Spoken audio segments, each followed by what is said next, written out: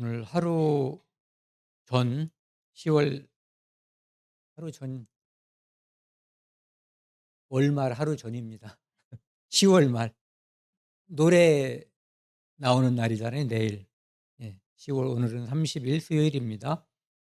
오늘은 에베소서 5장 1 절부터 14 절까지 같이 하겠습니다. 지난 앞에서는 이제 구원받은 사람을 가리켜서 옛 사람을 벗어 버리고 새 사람을 입으라.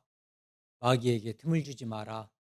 그리고 그리스도께서 우리를 용서한 것처럼 서로 용서하라. 이런 말씀을 함께 나누었습니다. 오늘은 이제 이어서요.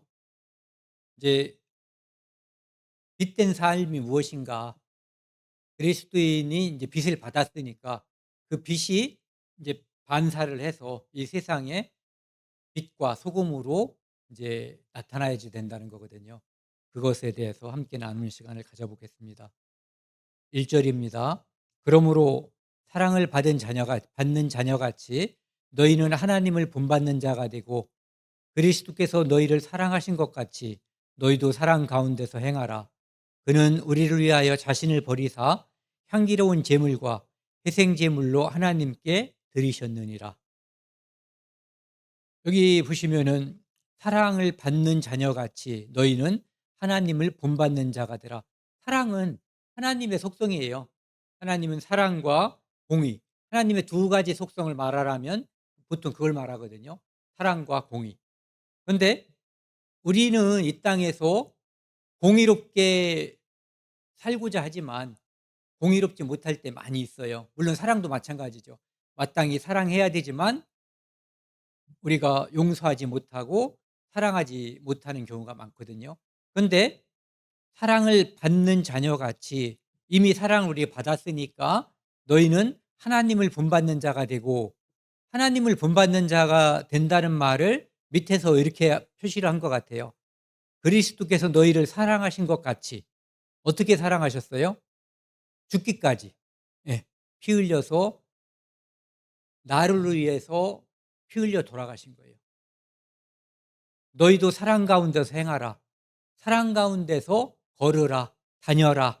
이런 뜻이에요. 그러니까 사랑하라 이런 얘기죠. 이는 우리를 위하여, 그러니까 그리스도께서 우리를 사랑했다는 내용이 요 뒤에 나오는 거예요. 여기 같이 읽겠습니다. 그는부터요. 그는 우리를 위하여 자신을 버리사 향기로운 제물과 희생 제물로 하나님께 드리셨느니라. 하나님께 예수 그리스도는 제사를 드린 거예요. 제물로.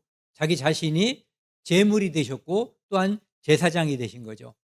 제물이 됐다는 것은 자기 자신을 하나님께 드려서 죄의 담을 허물 수 있는, 우리를 위해서 속죄제와 속건제를 드렸거든요. 그리고 하나님께 향기로운 제물로 나머지 제사를 또 드린 거예요. 그래서 그분은 우리를 위해서 돌아가신 거죠. 그러니까 그 사랑이라고 하는 것은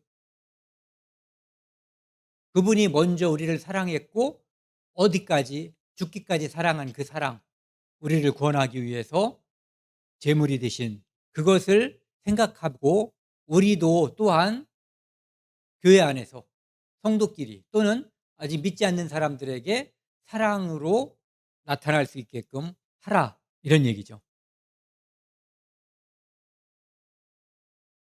빌립보서 2 장에는 그것을 이렇게 말하고 있죠.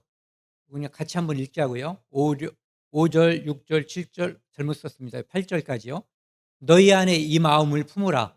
곧 그리스도 예수의 마음이니 그는 하나 근본 하나님의 본체시나 하나님과 동등됨을 취할 것으로 여기지 아니하시고 오히려 자기를 비워 종의 형체를 가지사 사람들과 같이 되셨고 사람의 모양으로 나타나사 자기를 낮추시고 죽기까지 복종하셨으니 곧 십자가에 죽으심으라. 그분은 하나님이세요. 그런데 그분이 얼만큼 낮아지고 얼만큼 우리를 사랑했냐 하면은 죽어서 우리를 구원할 만큼 그렇게 사랑하셨다는 거거든요. 그 사랑을 우리 보고 본받으라 이런 얘기를 하는 거예요.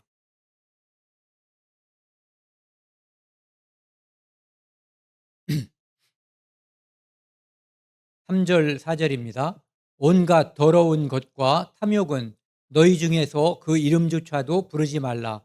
이는 성도에게 마땅한 반이라.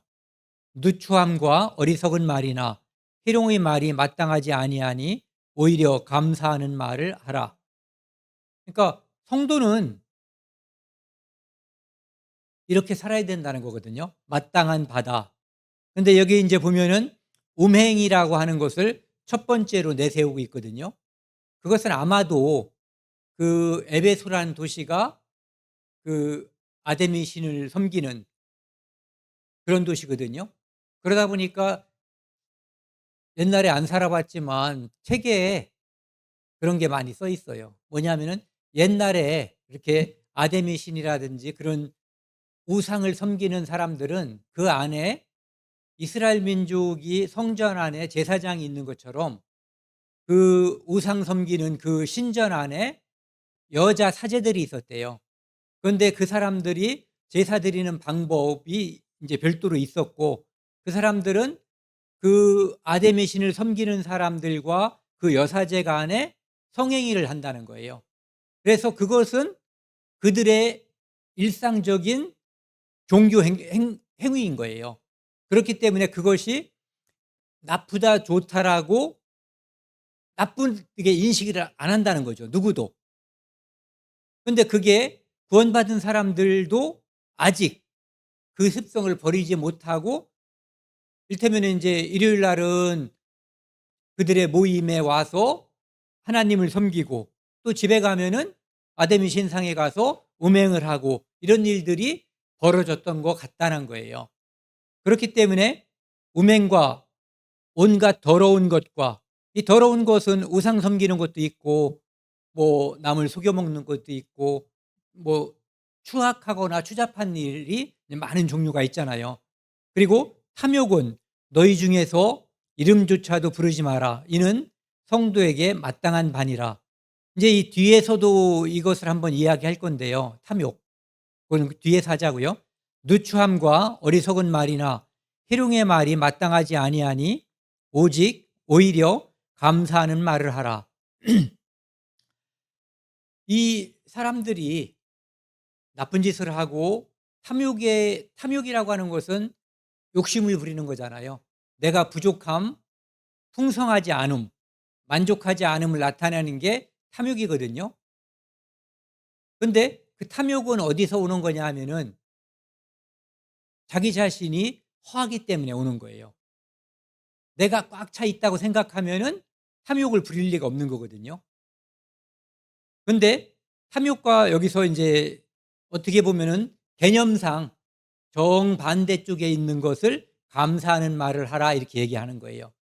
내가 부족하고 충만하지 않을 때 탐욕이 나를 좌우하는 거거든요. 그래서 탐욕의 여러 형태라고도 볼 수 있는 거예요.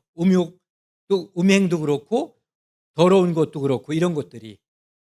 내가 충만하고 깨끗하고 하면은 그것을 추구할 리가 없는 거거든요. 그런데 내가 성령이 충만한 상태에서 내가 감사하는 말을 할 수가 있다는 거죠. 그러니까 탐욕하고 감사하는 말은 이렇게 반대쪽에 있는 것이다라고 볼 수가 있죠.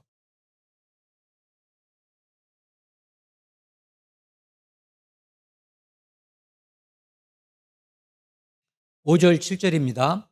너희도 정녕 이것을 알거니와 음행하는 자나 더러운 자나 탐하는 자 곧 탐하는 자를 좀 전엔 탐심이라고 그랬잖아요. 그런데 여기서는 탐하는 자 곧 우상 숭배자는 다 그리스도와 하나님의 나라에서 기업을 얻지 못하리니 누구든지 헛된 말로 너희를 속이지 못하게 하라. 이로 말미암아 하나님의 진노가 불순종의 아들들에게 임하나니 그러므로 그들과 함께 하는 자가 되지 말라. 여기서 첫 번째로 이제 우리가 알고 지나가야지 될 것은 뭐가 있냐면은 여기에 있는 사람들 너희와 그들의 구분을 하고 있어요. 너희는 이런 것들을 하면 안 된다. 그들은 이런 것들을 하는 사람이고 그들은 그리스도와 하나님 나라의 기업을 얻지 못하는 사람들이다라고 하는 거예요. 그러니까 교회 안에 아직 그런 사람들이 있지만 지금 말하는 것은 교회 안에 들어와 있는 그런 사람들이 아니라 아직 그리스도 안에 들어와 있지 않은 사람들, 그 사람들을 말하는 거예요. 그들과 너희를 구분하고 있거든요. 그래서 아까 제가 말씀드리려고 했던 게 이런 거예요. 여기 보면은 탐하는 자, 탐하는 자가 우상숭배자라고 하는 것을 이제 어떤 분이 그렇게 이야기를 하더라고요. 저도 그 의견에 이제 동의하기 때문에 말씀드리는 건데, 에덴 동산에서 하나님께서 선악과를, 이제 선악과가 있어요. 먹지 말라. 먹는 날에는 정령 죽으리라. 누구 말씀? 하나님 말씀이에요. 이 말씀은 유일한 기록되지 않은, 그 당시엔 기록되지 않은 하나님의 말씀인 거예요. 성경인 거죠. 이 말씀을 아담은, 하와는 마땅히 따라야지 되는 거예요. 그런데 계속해서 시간이 선악과 먹을 때까지 얼만큼 지났다고 혹시 들어본 적 있어요? 저도 모르고 그런 걸 설교하는 것도 들어본 적이 없는 것 같아요. 어쨌든 분명한 것은 아직 자식을 낳기 전에 선악과를 먹은 거예요. 분명한 것은. 근데 그것을 왜 먹게 됐냐 하면은 마귀가 뱀 속에 들어와 가지고 먹어라. 결코 죽지 아니하리라. 먹는 날에는 하나님처럼 되리라. 그러니까 좀 전에 에덴 동산에는 모든 것이 충만하고 만족된 상태예요.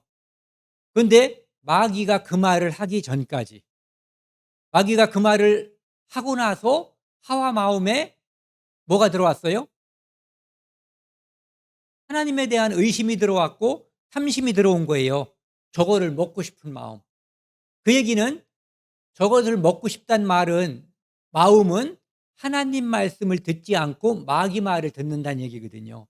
그래서 그 마음이 바로 우상숭배라는 거예요. 하나님 아닌 어떤 것을 자기가 만족하지 않아서 그것을 추구하게 됐기 때문에. 그래서 오맹이란 것도 역시 우상숭배라고 볼 수가 있는 거예요. 왜 그러냐 하면은 자기 하나님께서 인정한 관계는 부부거든요. 근데 그거 외에 다른 음란한 행동을 하는 거거든요. 그렇기 때문에 그것도 역시 탐심에서 비롯된 것이고 그것은 하나님께서 정하신 경계를 넘어가는 거예요. 그렇기 때문에 우상숭배가 되는 거죠. 다 그리스도와 하나님의 나라에서 기업을 얻지 못하리니.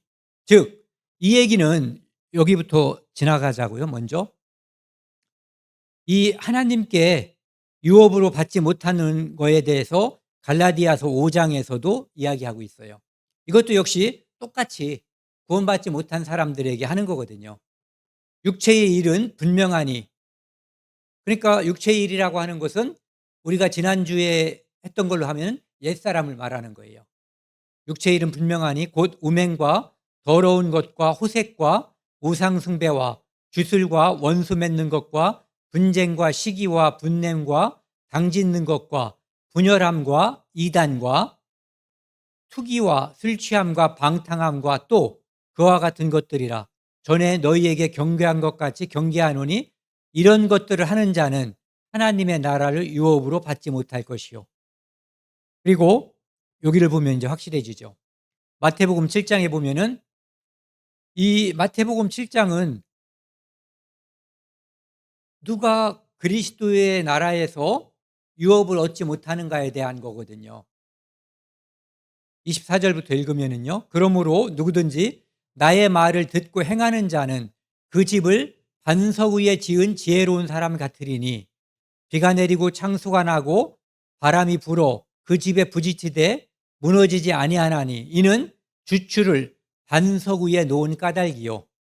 나의 이 말을 듣고 행하지 아니하는 자는 그 집을 모래 위에 지은 어리석은 사람 같으리니 비가 내리고 창수가 나고 바람이 불어 그 집에 부딪힘에 무너져 그 무너짐이 심하니라. 그러니까 반석 없이 아까 우리 찬송가 그래서 그 찬송가를 고른 거거든요. 반석 위에 지은 집과 모래 위에 지은 집. 홍수가 나면 이 집을 아무리 튼튼하게 잘 지었어도 기반, 반석이 없기 때문에 이것은 무너진다는 거거든요. 그래서 그것이 갖추어져 있지 않은 사람을 말하는 거예요. 그래서 여기 보면은 이제 누구든지 헛된 말로 너희를 속이지 못하게 하라.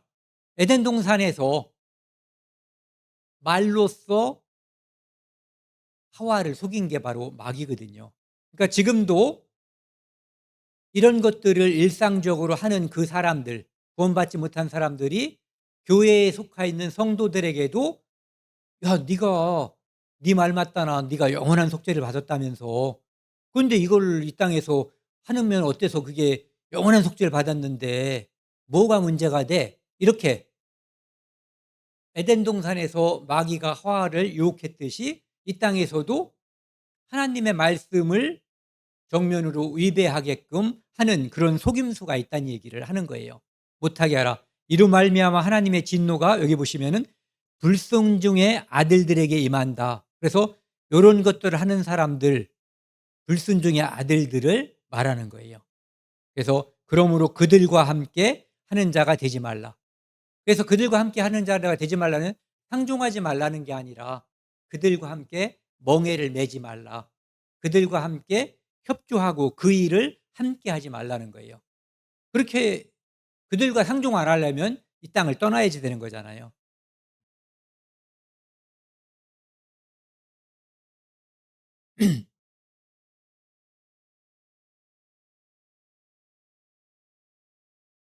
8절 9절입니다. 너희가 전에는 어둠이더니 이제는 주 안에서 빛이라. 빛의 자녀들처럼 행하라. 빛의 열매는 모든 착함과 의로움과 진실함에 있느니라. 예수님께서 이 땅에 참빛으로 오셨거든요. 그리고 우리한테 비춘 거예요. 그래서 우리가 그 빛을 받아들였거든요. 그러니까 어둠, 옛날에 우리가 어둠 속에 산 게 아니라 우리 자체가 어둠이었던 거예요. 그런데 빛이 들어오면서 우리가 밝음이 된 거예요. 빛이 된 거죠. 그래서 예전에는 우리가 어둠이더니 이제는 주 안에서 빛이라. 빛이 된 이유는 주님이 우리 안에 왔기 때문에 우리가 빛이 된 거예요. 빛의 자녀들처럼 행하라. 빛의 자녀들이 어떻게 살아야 되는가에 대한 것이 이제 이 에베소서의 지금부터의 주제인 거예요. 빛의 열매는 모든 착함과 의로움과 진실함에 있느니라. 착함. 그리스도인이 다른 사람들과의 관계에서 손해보는 게 어떻게 보면 착한 거예요. 그렇죠? 의로움. 내가 불이익을 받더라도 어려운 사람한테 도움을 주는 것. 그와 함께하는 것. 의로운 사람이 고난을 받으면 내가 함께하는 것. 이런 것이 의로운 것이고 그중에 가장 착한 것과 가장 의롭고 가장 진실한 것은 복음을 전하는 거예요. 그도 역시 빛이 되게 하는 거죠.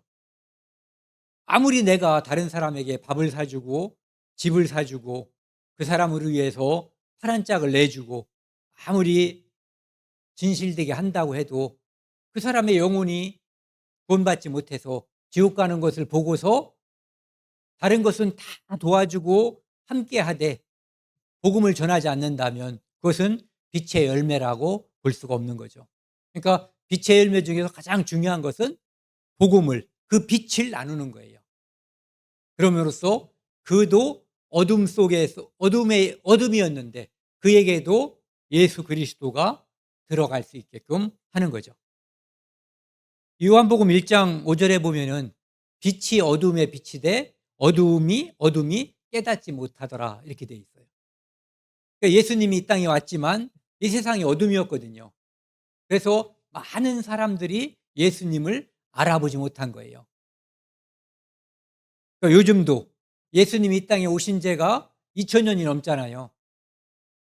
그런데 아직도 복음이 뭐 다 퍼졌다고 얘기하거든요. 어느 나라든지 어느 민족이든지 다 같다라고. 근데 아직도 어둠 속에 어둠에 있는 사람들이 많이 있는 거예요. 그것은 그리스도인들이 빛이 비춰지지 않았기 때문에 그런 거거든요. 예수님은 비췄는데 우리가 빛을 이거 거꾸로 엎어서 말 속에다가 빛을 등불을 촛불을 담아 놓는 그런 삶을 우리가 살기 때문에 그런 거죠. 여기 인제 그게 나오는 거죠. 마태복음 5장 보시면은요. 같이 읽겠습니다. 14, 15, 16 절이요. "너희는 세상의 빛이라. 산 위에 있는 동대가 숨겨지지 못할 것이요 사람이 등불을 켜서 말 아래 두지 아니하고 등경 위에 두나니 이러므로 집안 모든 사람에게 비추느니라. 이같이 너희 빛이 사람 앞에 비치게 하여 그들로 너희 착한 행실을 보고 하늘에 계신 너희 아버지께 영광을 돌리게 하라." 여기 착한 행실이라고 돼 있는데 복음 전하는 행실 자체도 착한 거예요. 아까 말한 어려운 사람 도와주고 보통 사람들이 말하는 착함, 선함 그것도 여기에 포함되지만 진짜 가장 중요한 것은 빛이 빛으로 드러나는 거거든요. 그게 그 사람들에게 가장 착하게 우리를 드러내는 거예요. 복음을 전하는 거. 예전에 그 누구죠? 이성계하고 무학대사가 뭐 그런 얘기했다고 그러잖아요. 그러니까 우리 인제 솔직하게 한번 얘기해 보자고. 그래서 둘이 인제 솔직하게 얘기하기로 약속을 한 거예요. 그러니까 이성계가 먼저 이제 무학대사한테 "야 너는 어떻게 생긴 게 그렇게 돼지같이 생겼고 먹는 것도 그렇게 돼지같이 먹고 이러냐." 그러니까 인제 무학대사가 "아이고 왕님은 어쩜 그렇게 부처님 같으시냐."고. 그러니까 이제 이성계가 화를 벌컥 낸 거예요. "우리 솔직하게 말하기로 하지 않았냐. 아부를 하면 되냐." 그랬더니 이제 그때 얘기한 거예요. 돼지 눈에는 돼지가 보이고 부처 눈에는 부처가 보이는 거라고. 우리가 어떤 모습으로 비춰지는가가 사람들에게 사람들이 우리를 주목하지 않는 것 같아도요. 다 주목하고 있어요. 그래서 우리의 장점도 보지만 우리의 단점에 대해서 매우 민감하게 반응을 해요.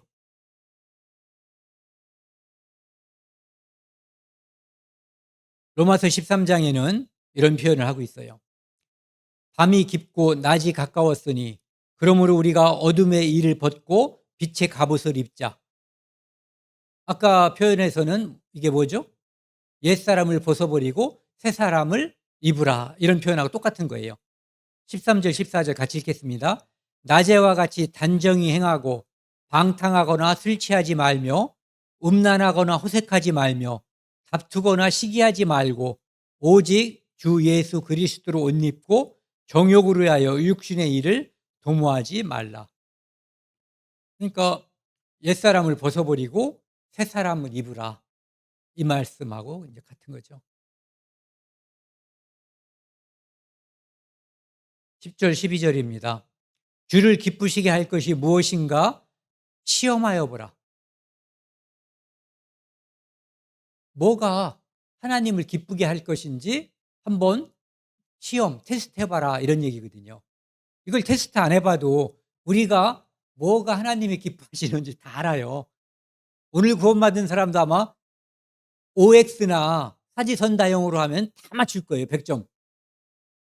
하느냐 하지 않느냐 그거의 문제인 거죠. 12절 13절 같이 읽겠습니다. "너희는 열매 없는 어둠의 일에 참여하지 말고 도리어 책망하라. 그들이 은밀히 행하는 것은 말하기도 부끄러운 것들이라." 뭐 직장 같은 데서 보면은 사람들끼리 뭔가를 막 이렇게 보다가 뭐 가면은 딱 감춰 버리고 없었던 것처럼 또 아니면은 뭔가를 막 말하다가 가면은 아무것도 말하지 않은 것처럼 한단 말이에요. 그런 것들이 바로 뭐냐 하면은 어둠의 일이거든요. 누가 갔을 때 덮어야 된다든지 가려야 된다든지 또는 말하던 것을 중단해야지 되는 그런 것들을 말하는 거예요. 하지 말고 책망하라. 책망하라는 것은 좀 전에 우리가 무학대사하고 이성계의 예를 들었던 것처럼 어떤 사람이 뭔가를 갖다가 지속적으로 착한 행실을 보이면 다른 사람은 다 악해요. 나쁜 짓을 계속해. 그런데 얘 혼자 착하고 그리스도인답게 사는 거예요. 그러면 왕따가 되죠. 다른 사람들이 비난을 해요. 이 사람을 본받으려고 하지 않고 비난하거든요. 그런데 이 일이 반복되고 계속되면은 그들이 스스로가 내가 아무 말도 안 해도 내가 마치 그들을 꾸짖은 것처럼 부끄러움을 당하는 거예요. 그런 의미라고 생각하면 돼요. 그래서 여기 위에서는 책망하라고 되어 있지만 밑에서는 부끄러운 것들이라 이렇게 얘기하고 있는 거거든요. 그래서 그들이 은밀히 행하는 것은 말하기도 부끄러운 것들이다. 이렇게 되어 있어요. 로마서 12장에는 그것을 이렇게 말하고 있죠. 1절, 2절 같이 읽겠습니다. 그러므로 형제들아 내가 하나님의 모든 자비하심으로 너희를 권하노니 너희 몸을 하나님이 기뻐하시는 거룩한 산 제물로 드리라. 이는 너희가 드릴 영적 예배니라. 너희는 이 세대를 본받지 말고 오직 마음을 새롭게 함으로 변화를 받아 하나님의 선하시고 기뻐하시고 온전하신 뜻이 무엇인지 분별하도록 하라. 분별이라고 하는 것은 거룩이란 말하고 같은 거거든요. 거룩이라고 하는 것이 바로 구별하는 거예요. 구분하는 거. 분별, 구별, 구분하는 거. 애굽에서 하나님의 백성과 이집트 백성을 구분했어요. 그래서 하나님이 이집트 백성만 끌어모아서 성민, 하나님의 거룩한 백성으로 삼아주신 거거든요. 그래서 그들을 선민, 하나님이 택한 백성이라고 한 거죠. 택했기 때문에 그들이 거룩한 백성인 성민이 된 거예요. 하나님이 구별해 주셨기 때문에 그들과 다른 것으로. 뭘로 구분했죠? 어린 양, 유월절 양의 피로써 그것을 구분해 버린 거예요. 그들에게는 어린 양의 피가 없었고 이스라엘에게는 어린 양, 유월절 양의 피가 있었어요. 그래서 유월절 어린 양을 믿은 이스라엘 사람들에게는 생명이 있었고 믿지 않은 이집트 사람 장자와 짐승의 첫 새끼에는 죽음이 있었던 거예요. 이렇게 분명하게 구분했었던 거예요. 10가지 재앙 중에 이게 이제 마지막 10번째 재앙이었고 그 앞에 재앙들도 구분했거든요. 고센 땅과 이집트 사람들이 사는 곳에 구분을 해 가지고 뭐 뭐죠 그게? 메뚜기가 먹을 때도 낮과 밤이 계속될 때도 우박이 내릴 때도 이런 것들을 다 구분을 한 거예요. 하나님이 그래서 하나님이 이 백성을 거룩하게 분별했다는 것을 이스라엘 사람들도 알고 이집트 사람들도 알게끔 해 주신 거죠. 그래서 너희 몸을 하나님이 기뻐하시는 거룩한 산 제물로 드리라. 이는 너희가 드릴 영적 예배니라. 이 말씀은 우리가 하나님이 기뻐하시는 삶을 살아야 된다는 거예요. 옛사람을 벗어버리고 새사람을 입으라는 거죠. 예수님이 그분은 죽어야 될 이유가 없고 이 땅에 낮은 곳으로 와야 될 이유가 없는 분이에요. 거룩한 분이거든요. 그런데 그분이 이 땅에 가장 낮은 곳으로 와서 우리를 구원하기 위해서 산 제물이 됐고 여기 하나님이 기뻐하시는 거룩한 산 제물이 됐어요. 그분이. 그러니까 너희도 산 제물이 되라 이런 얘기를 하는 거거든요. 그래서 하나님의 선하시고 기뻐하시고 온전하신 뜻이 무엇인지 분별하도록 해라. 그러니까 분별된 삶, 거룩한 삶, 옛사람을 벗어버리고 새로운 삶, 새 사람이 된 삶. 다른 표현으로는 빛된 삶을 살아라 이런 얘기를 하는 거죠. 고린도후서 6 장에서는 이제 이렇게 얘기하고 있죠. "너희는 믿지 않는 자와 멍에를 함께 매지 말라." 아까도 이런 표현이 있었죠. 예. "의와 불법이 어찌 함께하며 빛과 어둠이 어찌 사귀며." 빛과 어둠은 절대로 못 사귀어요. 얼음하고 물은 함께 있을 수 있어요. 물과 기름이 섞이지 않아도 함께 있을 수 있어요. 그런데 빛과 어둠은 절대 함께 있을 수가 없는 거예요. 빛이 오면 어둠은 사라져 버려요. 그래서 이것이 함께 있다면 내가 아직 빛이 오지 않은 어둠의 상태가 아닌가를 심각하게 생각해 봐야지 되는 거예요. 왜? 빛과 어둠은 함께 존재할 수가 없기 때문에. 그 나쁜 말인데 그 말이 있잖아요. 불구대천지 원수. 하늘을 함께 짊어지고 있을 수 없다는 거죠. 함께 이고 있을 수 없는 그런 원수라는 거예요. 너가 죽고 내가 죽든지 둘 중에 하나 죽어야, 물론 당연히 원수를 죽고 내가 사는 거겠죠.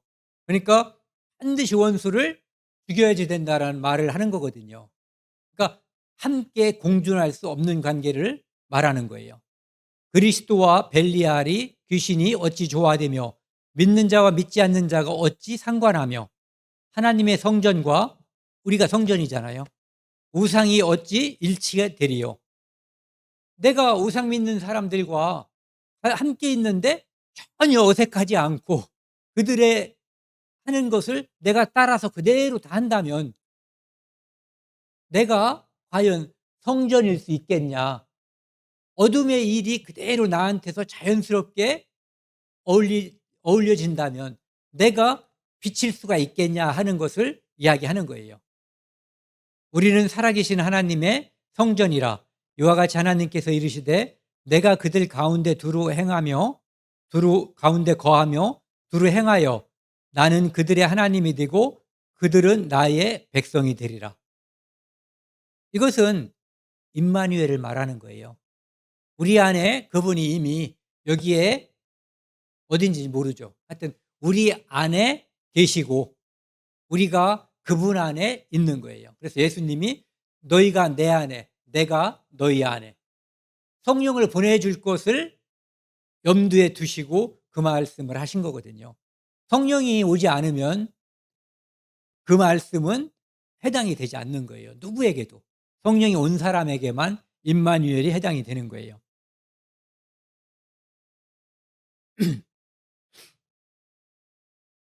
에베소서 5장 13절 14절 말씀입니다.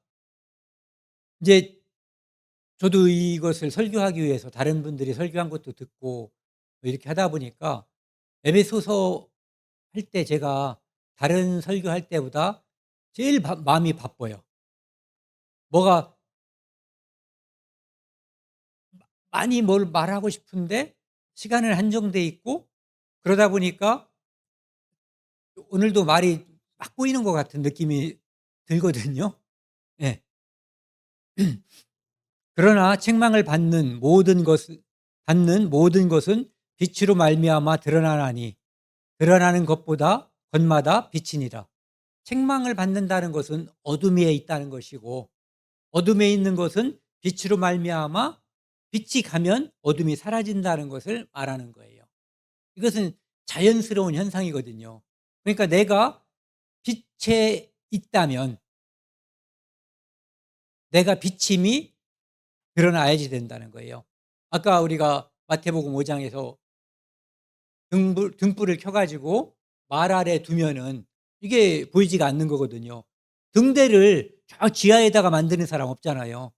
등대를 그중에서 높은 데다 만들고 그리고 또 높이 올려서 불을 켜는 이유가 사람들에게 잘 보이게 하기 위해서 하는 거거든요.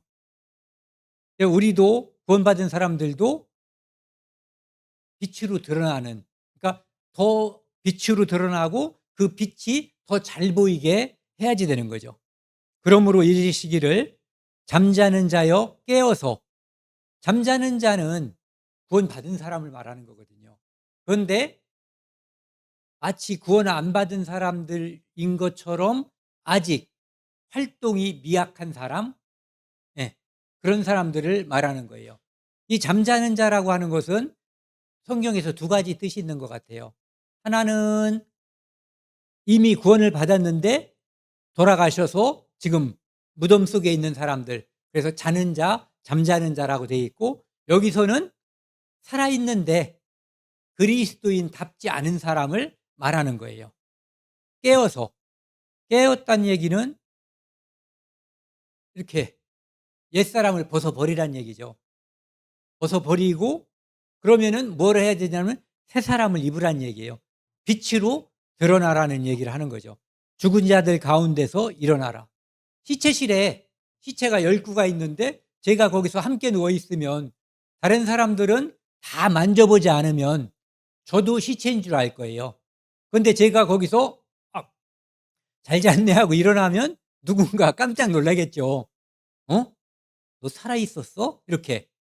그래서 만약에 우리가 죽은 자처럼 집안 사람들에게 아무 말도 안 하고 마치 언더커버 요원처럼 입을 다물고 하나님의 나라와 그리스도에 대해서 아무 말도 안 하고 잠자고 있다가 깨어나는 순간에 예수님에 대해서도 말하고 하나님 나라에 대해서 복음에 대해서 다 이렇게 설명하고 말한다면 그게 바로 여기서 말하는 죽은 자들 가운데서 깨어나서 일어나는 거예요. 그리고 그러 그 사람에게는 그에 합당한 빛된 삶, 빛된 행실이 겉으로 드러나는 거죠. 그러니까 예전에 누가 한 말인가는 잊어버렸는데 복음을 전하 인제 복음을 전한다 이거예요. 그런데 복음을 전하라.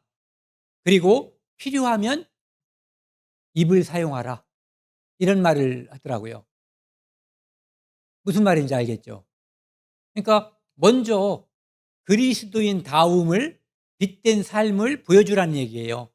그다음에 누가 뭔가를 말할 때 물어보면 그때 입으로 복음을 전달해 주라는 거죠. 이 입으로 아무리 얘기해도 그 사람이 어둠 속에 있는 사람, 옛사람을 벗어나지 않고 있는 사람이면은 다른 사람들이 흠모할 만한 아무 모양이 없기 때문에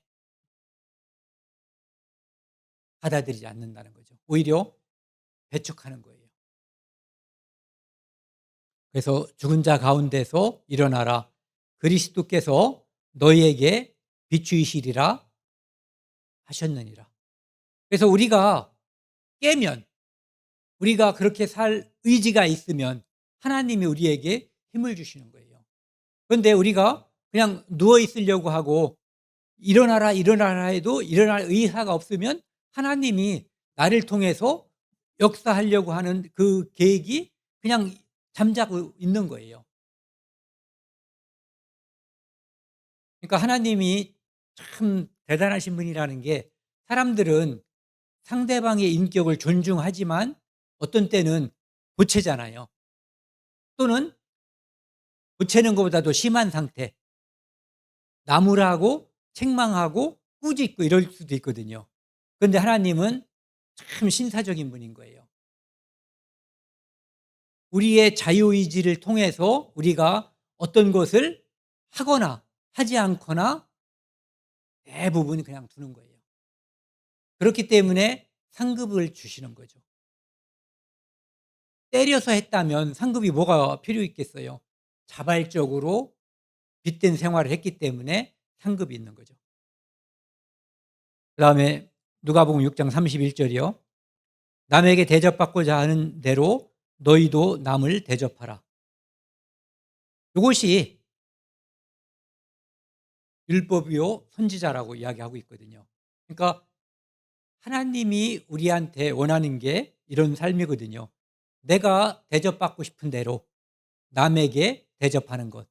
그것이 빛된 삶의 대부분의 모습이라고 생각해 볼 수 있을 것 같아요. 오늘은 여기까지 하고요. 이 시간 때문에 원래는 21절까지가 인제 문맥상으로는 오늘 해야지 될 부분에 속하는 거거든요. 근데 이제 거기까지 다음 시간에는 21절하고 끝까지 33절까지 거기에는 이제 가정생활, 그 남편과 아내가 어떤 모습이어야 되는가, 그것을 통해서 교회를 설명하는 그것을 함께 나누도록 하겠습니다. 함께 기도하시겠습니다. 하나님 아버지, 감사합니다. 죄악된 세상에서 죄를 물고 태어나고 이 세상에서 죄를 저지르면서 살았던 저희들에게 아무것도 탓하지 않으시고 독생자 예수 그리스도를 보내주셔서 우리의 죄를 담당하시고 또한 부활하셔서 우리에게 천국에 대한 소망을 주신 하나님께 감사드립니다. 오늘 저희가 에베소서를 통해서 빛된 생활, 빛된 삶에 대해서 함께 나누었습니다. 우리를 통해서 복음이 전해지고 우리를 통해서 예수 그리스도를 알리고자 합니다. 하나님, 저희가 담대하게 복음을 전하고 담대한 생활을 통해서 하나님 나라가 전해질 수 있도록 도와주시고 인도하여 주옵소서. 이 모든 말씀 우리를 사랑하시는 예수 그리스도 이름으로 감사하며 기도드렸습니다. 아멘.